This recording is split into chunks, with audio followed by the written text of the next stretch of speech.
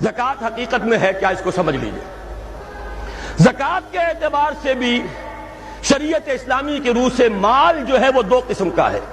جیسے زمین میں نے عرض کیا دو قسم کی، خراجی عشری، ایسے ہی مال باطنی، اموال باطنی، اموال ظاہری۔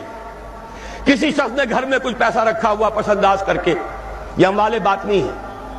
کسی نے زیور رکھا ہوا ہے، چلیے سونے کی ڈلی رکھ لی ہے کسی نے، کسی برے وقت کے لیے، پتہ نہیں نوٹ جو ہیں وہ تو دھیلے کے رہ جائیں، جیسے کویتی دینار ہو گیا تھا، کہیں ایسی آفت نہ آ جائے تو تھوڑا سا سونا لے کر رکھ لو۔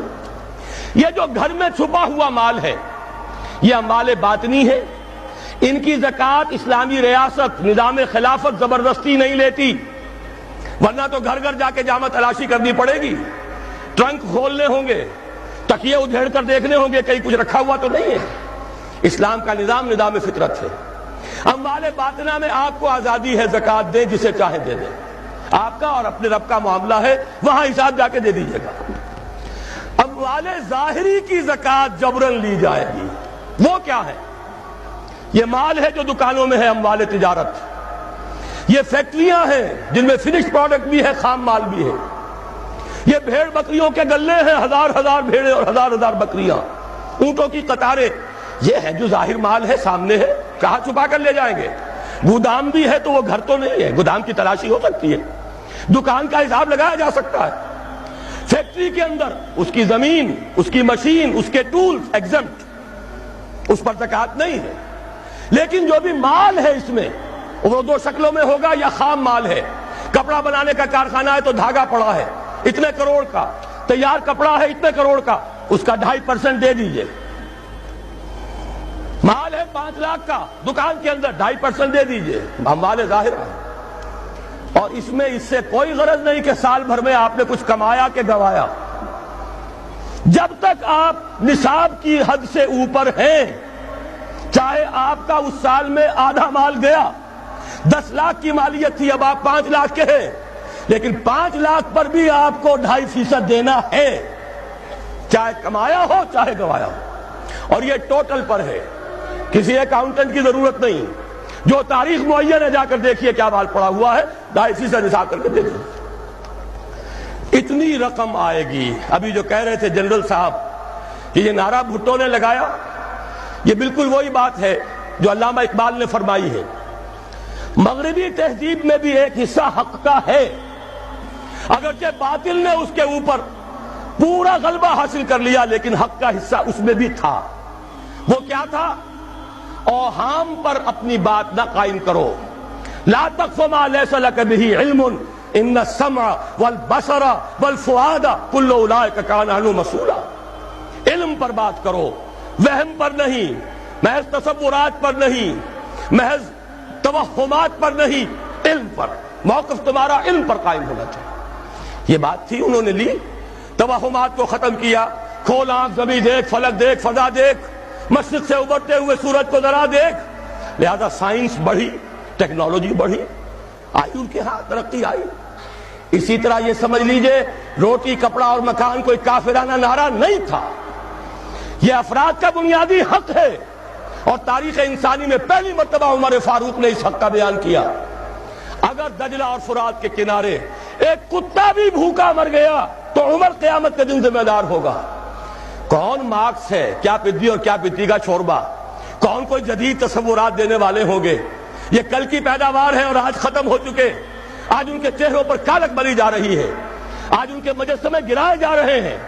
عمر فاروق کا فرمان، یہ محمد کے غلام اور ایک ادنا تربیت یافتہ سپاہی کا فرمان ہے، یہ تا قیام قیامت قائم رہے گا۔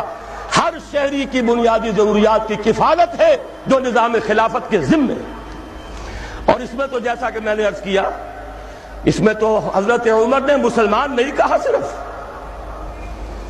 صرف مسلمان نہیں، جانوروں تک بات پہنچا دی۔ اس کا مطلب یہ کہ غیر مسلموں کا بھی حق ہے، اس لیے کہ حضرت عمر ہی نے ایک مرتبہ دیکھا تھا، کسی صوبائی دارالحکومت کے دورے پر گئے تھے، کوئی ایک بڈھا غیر مسلم غالباً مجوسی تھا، وہ کچھ خیرات مانگتا پھر رہا تھا، بہت بوڑھا ضعیف۔ وہاں کے عامل سے حضرت عمر نے پوچھا یہ کیا معاملہ ہے، یہ خیرات مانگنے پر کیوں مجبور ہو گیا؟ تو انہوں نے کہا غریب ہے اور اس کے پاس کوئی ذریعہ نہیں ہے. فرمایا یہ بڑا ظلم ہے کہ جب یہ جوان تھا کماتا تھا ہم اسے جزیہ لیتے تھے, اور آج اگر یہ بوڑھا ہو گیا ہے اور اس کا کوئی والی وارث نہیں ہے تو ہم نے اسے سڑکوں کے اوپر بھیک مانگنے کے لیے چھوڑ دیا, اس کا بھی وظیفہ مقرر ہو جائے گا. یہ ذمہ داری, یہ کفالت عامہ ہر شہری کے لیے. اور یہ جان لیجئے تجارت میں اور صنعت میں یہ سارا فساد جو اس وقت ہے وہ اس وجہ سے ہے کہ عام آدمی, عام کسان, عام مزدور مجبور ہے کہ سرمایہ دار اور جاگیردار کی ٹرمز پر کام کرے. نہ کرے گا تو کیا کرے گا؟ ٹریڈ یونین بنا لیجئے, وہ بھی جے بی ٹریڈ یونین بنا لیں گے, ان کے اپنے ایجنٹ ہوں گے. اب لڑیے, خون کس کا جائے گا؟ مزدور ایک دوسرے سے ٹکرائیں گے, کچھ حاصل نہیں. اسلام نے کیا نظام دیا ہے؟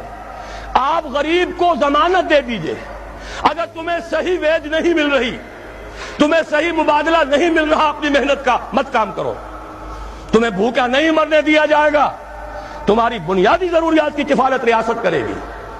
اب ہوئی برابر کی چوٹ.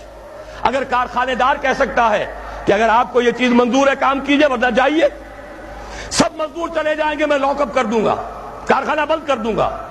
لیکن یہ کہ مزدور اس وقت یہ نہیں کہہ سکتا, وہ تو کہے گا جناب اسی تنخواہ پر کام کروں گا, اس لیے کہ ایک دن کام نہ کرے شاید بچ جائے, 2 دن کام نہ کرے بچ جائے, تیسرے دن فاقہ آئے گا, اس کے پاس کھانے کو نہیں ہے.